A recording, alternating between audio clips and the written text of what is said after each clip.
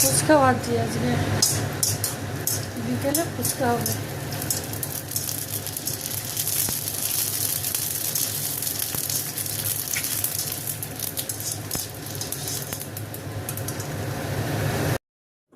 আজ বানাবো ফুচকা। ফুচকা তো ভেজে নিয়েছি, এই যে।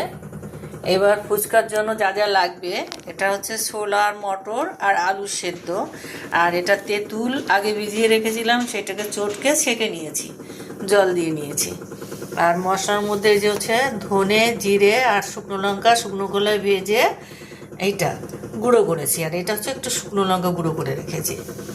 আর ধনে পাতা কুচি, লঙ্কা কুচি, গন্ধরাজ লেবুর পাতা আর ধনে পাতার ডাঁট, এটা আলু মাখার মধ্যে দেবো। আর লেবু, গন্ধরাজ লেবু পিস পিস করে রেখেছি, এটা এই তেঁতুল জলের মধ্যে দেব। এবার শুরু করি।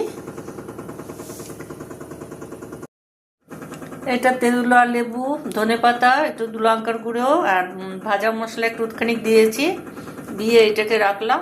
এবার আলুটা মাখবো। আলুটার মধ্যে তো মটর আর ছোলা সিদ্ধ, আলু সিদ্ধ, একটুখানি এই ভাজা মশলা দেই, পরিমাণ মতন ভাজা মশলা, আর স্বাদ মতন লবণ, বিটুন দেবো আর লঙ্কা,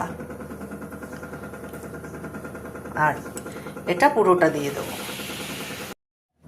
দেখো, লেবু জল সব মশলা টশলা দিয়ে লেবু জল রেডি করা হয়ে গেছে।